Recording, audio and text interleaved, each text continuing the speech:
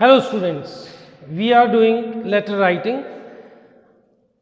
In previous lecture I have told you all about kinds of letters as well as parts of letters. Now we are going one step ahead and that is how to write a letter. देखिए किसी भी letter को rote learning करने की आवश्यकता नहीं है, आप टेक्निकल चलिए। आप ये वाला जो पैटर्न मैं आपको बता रहा हूँ, आप एक 5th क्लास के बच्चे को बताइए, वो भी एक अच्छा लेटर लिखने लग पड़ेगा, कम से कम फॉर्मेट उसका बना लेगा। देखिए, there is a letter to editor. आपको एग्जाम में क्वेश्चन आता है, अभी भी देख लीजिए, जितने भी एग्जाम हो उनमें क्वेश्चन आया है। यू आर वंश ऑफ विष्णु कॉटेज, लोअर बाजार, धर्मशाला, write a letter to the editor, the Tribune, Chandigarh, about the problem of rising prices. आप किसी भी क्वेश्चन पेपर पर एक नज़र दौड़ाइए, आप ये देखिए क्या है। अब आप सोचेंगे हाय अब मैं क्या करूं, कैसे लिखना स्टार्ट करूं। यहाँ पर लिखा है यू आर वंश, अगर नहीं लिखा है, आपको डायरेक्ट लिख दिया है write a letter to the editor, तब भी कोई बात नहीं है। तो आप अपना नाम तो आपको पता ही है कि मेरा नाम क्या है, ठीक है। जैसे मेरा नाम विनोद है तो मैं हो गया यू आर विनोद, और मुझे पता है मेरा एड्रेस क्या है, ठीक है। तो मेरा एड्रेस क्या है वो भी मुझे पता है, डिस्ट्रिक्ट भी पता है, डेट भी पता है, तो आगे तो ऐसे ही लिखना है। लेकिन जब आपको एड्रेस दिया है स्टूडेंट, देखिए अपने दिमाग को यूज़ कीजिए। पहला पार्ट क्या होगा, ये हमारा मार्जिन आ गया, ठीक है। अब पहला पार्ट मैंने आपको क्या बोला था, we will have to write heading first, heading लिखिए। अब ये जो नाम है वंश, ये तो यहाँ पर ऊपर नहीं आएगा, ये तो यहाँ पर चला जाएगा योर्स फेथफुली या ट्रूली में। तो फिर आगे क्या है, विष्णु कॉटेज। मैं नकल मार रहा हूँ, देखिए कोई रोट लर्निंग नहीं है, यहाँ पर है विष्णु कॉटेज। मैं कहाँ रहता हूँ, मेरा नाम वंश है, मैं रह रहा हूँ विष्णु कॉटेज। मैं अपने आप से कुछ नहीं लिख रहा हूँ, ऊपर से उतार रहा हूँ विष्णु कॉटेज। बोल रहा है कहाँ पर है, लोअर बाजार में है। विष्णु कॉटेज कहाँ है, लोअर बाजार में है, ये भी ऊपर से ही लिख लिया मैंने, ठीक है। उसके बाद बोलता है कहाँ है ये लोअर बाजार, विष्णु कॉटेज, ये है धर्मशाला, ये आ गया धर्मशाला। मैंने कुछ नहीं किया, मैंने यहाँ से विष्णु कॉटेज को कट किया, यहाँ पर पेस्ट कर दिया, लोअर बाजार को कट किया, दूसरी लाइन इसको, ठीक है, जहाँ जहाँ कॉमा थे मैंने वो उठाए और यहाँ रख दिए, चाहे आप कॉमा भी लगाओ चाहे मत भी लगाओ, ऐसे कर दिया दूसरी लाइन में। और तीसरा था धर्मशाला, ये सिटी का नाम आ गया, ठीक है। इसके बाद हमें क्या लिखना होता है हेडिंग में, डेट। तो हमने यहाँ पर लिख दिया अप्रैल 19, 2021। हमारा हेडिंग वाला पोर्शन कम से कम 1 और 1.5 मार्क्स का एक कंप्लीट हो गया। हमने कुछ नहीं किया, सिर्फ एक डेट लिखी, बाकी हमारे पास यहाँ पर था। अब दूसरी बात मैंने आपको बताई थी कि नंबर 2 पर यहाँ पर आप फटाफट देखिए, ये है, ये आ गया, ये हमारा हेडिंग हो गया। दूसरा ऑफिशियल एड्रेस, ये लिखना है। तो ये क्या लिखना है, कहाँ से लिखें, किसको लिखें, बोल तो रहा है किसको लिखना है, write a letter, letter to whom, किसको लिखना है, टू जो है, ये जो टू है ये क्या बताता है, डायरेक्शन बताता है, ऐसे किसको, कहाँ जाएगा लेटर, किधर जाएगा, जाएगा एडिटर को। तो वहाँ से एडिटर उठाइए, थोड़ा सा गैप दे देना, नहीं तो ये एक पैराग्राफ नजर आएगा, थोड़ा सा गैप दे करके, द एडिटर। किसका एडिटर है जी, ट्रिब्यून का है। ट्रिब्यून का हो सकता है, अमर उजाला का हो सकता है, दिव्य हिमाचल का हो सकता है, द इंडियन एक्सप्रेस का हो सकता है, द हिंदू का हो सकता है, द हिंदुस्तान टाइम्स का हो सकता है, जो आपको दिया हुआ है। अगर आपको नाम नहीं दिया तो अपने आप लिखिए। द एडिटर किसके हैं जी, द ट्रिब्यून। बच्चे जैसे हम द प्रिंसिपल लिखते हैं, एक स्कूल के हेड कौन है, प्रिंसिपल, फिर यहाँ पर स्कूल का नाम आ गया और यहाँ पर प्लेस आ गया, वैसे ही जो न्यूज़पेपर्स हैं उसके हेड कौन है, एडिटर हैं। और वो न्यूज़पेपर अपने अपने सबके अलग अलग हैं, तो कोई ट्रिब्यून का एडिटर है, कोई इंडियन एक्सप्रेस के हैं, तो द ट्रिब्यून, और वो दूसरा आपको ये दे दिया है चंडीगढ़। ठीक है, ये हो गया फुल स्टॉप। आपने पहले क्या कट किया, द एडिटर, फिर क्या कट किया, द ट्रिब्यून, फिर क्या कट किया, चंडीगढ़। सिटी का नाम तो लास्ट में आता है, आ गया। ये भी हो गया, ये भी आपका एक मार्क का काम हो गया। ठीक है, अब उसके बाद क्या था, अब यहाँ पर हमने लिखना है सब्जेक्ट। अब तो प्रॉब्लम होगी, सब्जेक्ट कहाँ से लिखेंगे। अरे बाबा वो खुद दे रहा है कि किस चीज़ के बारे में लिखना है आपने। वो बोल रहे हैं the problem of rising prices. किसके बारे में लिखना है, about what, the problem of rising prices. ये यहाँ से कट कर दीजिए, अबाउट से लेके आगे तक जो भी है वो उसका सब्जेक्ट है। तो यहाँ पर आपने लिख दिया about the problem of rising prices. ठीक है, ये हो गया अबाउट द, इसको अंडरलाइन कर दिया, पहले पहले लेटर कैपिटल कर दिए, about the problem of rising prices. यहां तक आपने क्या किया, आपका आधा पेज भर चुका है, आपने सिर्फ लिखने का काम किया है, कोई याद नहीं किया, सब कुछ यहां पर दिया हुआ था, आपने यहां से उतार लिया उसको, कोई समस्या नहीं आई। ठीक है, तो इसको मैं मिटा देता हूं।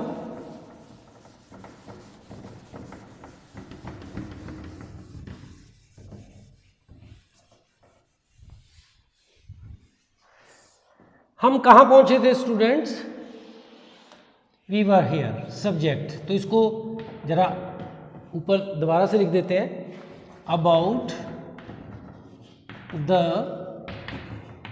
Problem of rising prices. ठीक है, और इसको कर दिया अंडरलाइन। ठीक है स्टूडेंट्स, हम ऑफिशियल लेटर्स में सब्जेक्ट क्यों लिखते हैं, क्योंकि वो डिफरेंशिएट करता है what type of letters it is. देखिए, ये एक हॉल है, ये किसी ऑफिस का, किसी डिपार्टमेंट का ऑफिस है। यहाँ पर अलग कैबिन में बॉस बैठे हैं, वहाँ पर एक मान लो ये IPH, ठीक है, जिसको आप आजकल जल मंत्रालय बोलते हैं। ठीक है, IPH, irrigation and public health, जल, जहाँ से आपकी पानी सप्लाई का काम होता है, नए कनेक्शन लगते हैं। अब ये क्यों लगाते हैं, क्योंकि जो भी लेटर आता है बेटा वो आता है बॉस के पास। अब बॉस सभी लेटर्स को तो पढ़ेंगे नहीं, कितनों को पढ़ेंगे वो, दिन में अगर 100 लेटर आए तो 100 लेटर, बॉस अगर लेटर ही पढ़ते रहेंगे तो बाकी का काम कब करेंगे। तो बच्चे, जब हमने यहाँ पर सब्जेक्ट लिखा होता है, मान लो किसी ने लिखा है कि application for new connection, new water connection, एक वो एप्लीकेशन आ गई, एक आ गई कि non availability of, non supply of water, पानी की सप्लाई नहीं हो रही है। ठीक है, ऐसे दे दिया। अब वो क्या करते हैं, वो लेटर को निकालते हैं, वो पूरे लेटर को बॉस नहीं पढ़ेंगे, जो हेड होंगे वहाँ के वो नहीं पढ़ेंगे। वो क्या करेंगे, he will just look at the subject. जैसे आया नए पानी के कनेक्शन के लिए, तो वो ऊपर मार्क कर देते हैं कि ये टेबल नंबर 1 पे, मान लो वहाँ पर श्री भारद्वाज जी बैठे हैं, तो mister Bharadwaj to note please. वो लेटर नहीं पढ़ेंगे, नए कनेक्शन वाले भारद्वाज जी के पास चले गए। फिर जो सप्लाई है, सप्लाई के बारे में लिखा कि जी हमारे घर में तो नल में पानी ही नहीं आता है, वो शर्मा जी को दे दिया कि जी ये आप संभालते हो। हर चीज़ में, जैसे स्कूल है आपके, देखो स्कूल में कुछ लोग SMC की फ़ी जमा कर रहे हैं, कोई फ़ी लेने वाले जो हैं ऑफिस है वो क्या कर रहे हैं, वो फीस कलेक्ट कर रहे हैं, कोई डिसिप्लिन कमेटी वाले हैं, आपको किसी से प्रॉब्लम आप डिसिप्लिन कमेटी को बोलेंगे। आपने मैगजीन के लिए क्या करना है, आर्टिकल लिखना है, तो आप मैगजीन वाले एडिटर के पास जाएंगे। तो हर आदमी का काम बंटा हुआ है, इसलिए सब्जेक्ट लिखा होता है, और सब्जेक्ट इसलिए इम्पॉर्टेंट है।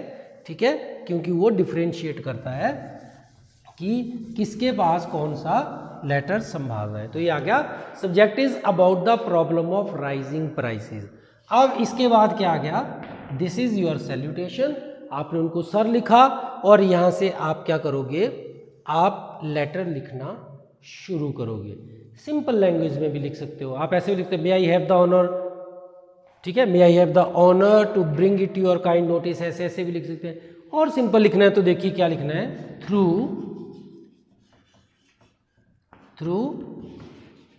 द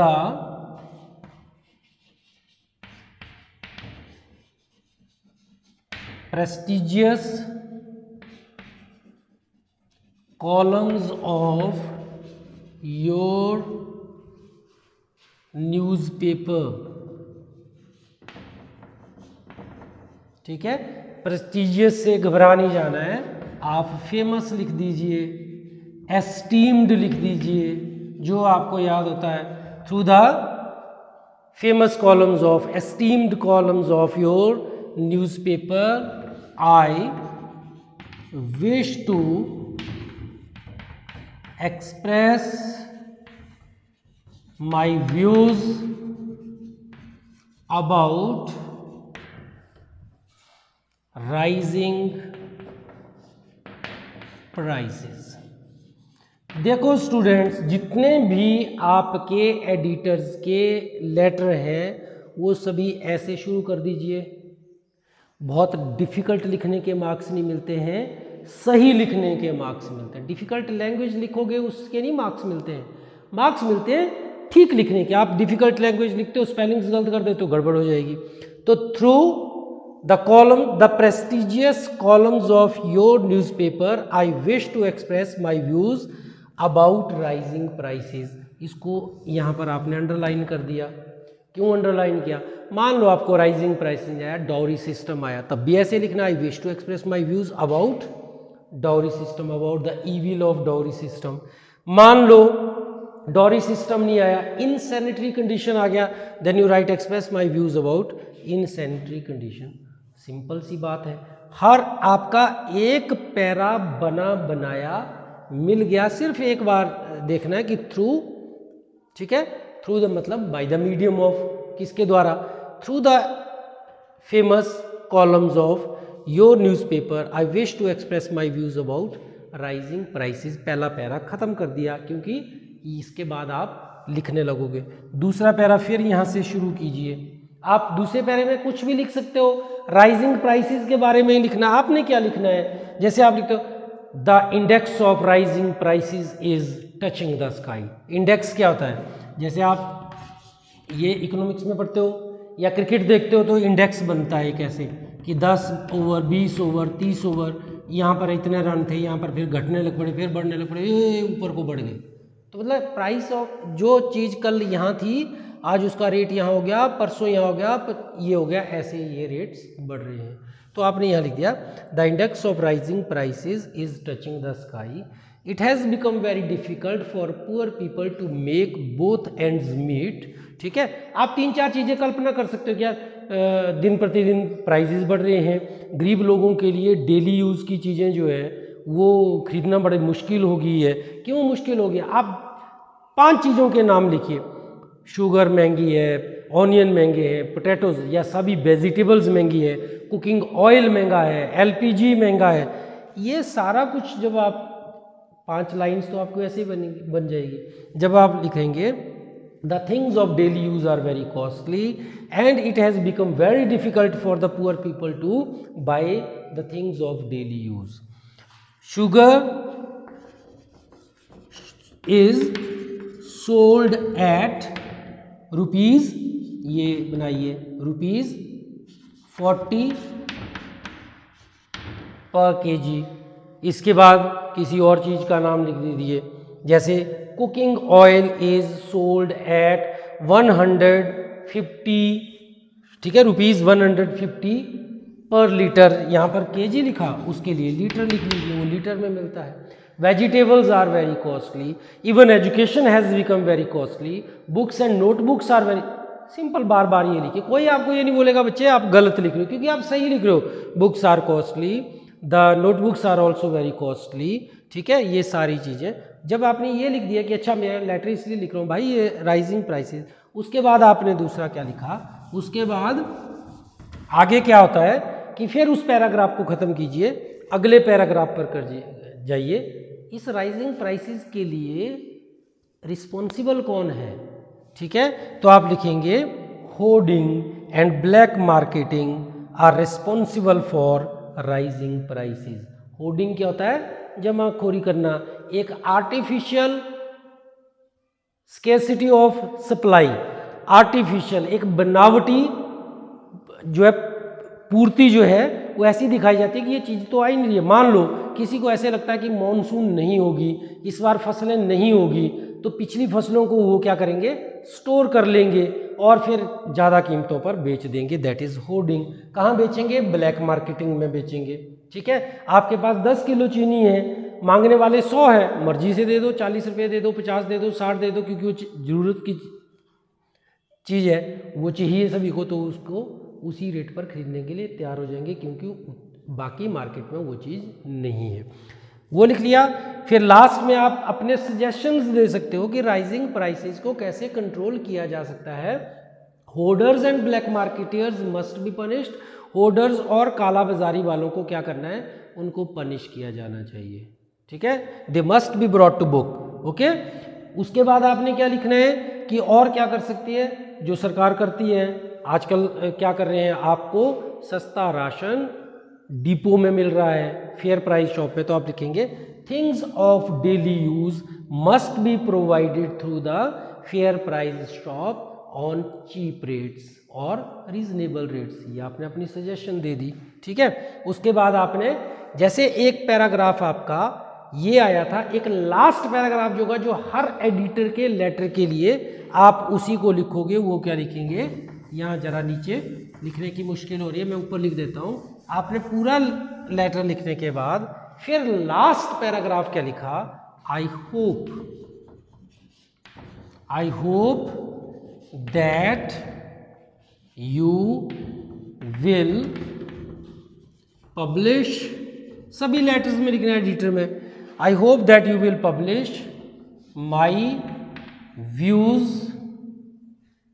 ठीक है, माई views in your newspaper in public interest. ठीक है, सिंपल सा लिख दिए, ये सभी में आएगा। तो आपके दो जो पैराग्राफ थे वो बने बनाए मिल गए।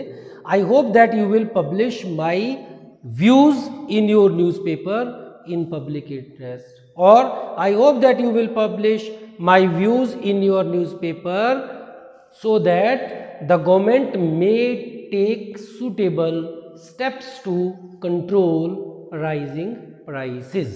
ठीक है, उसके बाद आपने लास्ट में क्या किया?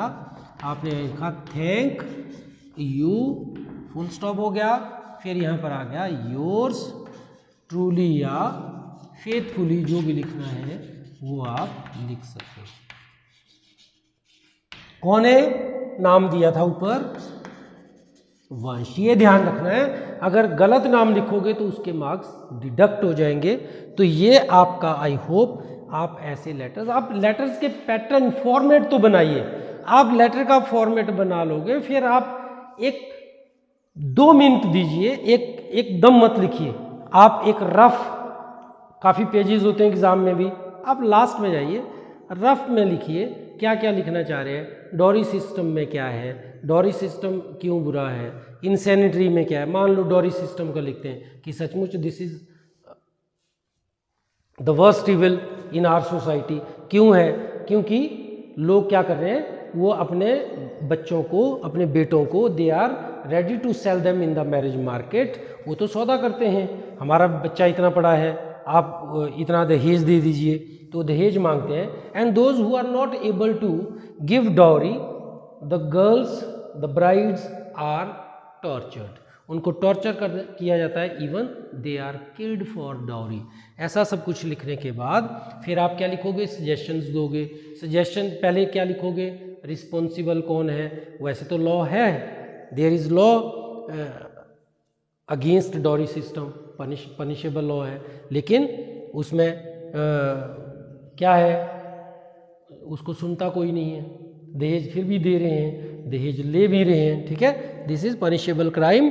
सो उसमें आप अपने सजेशन दोगे कि education should be given to girls.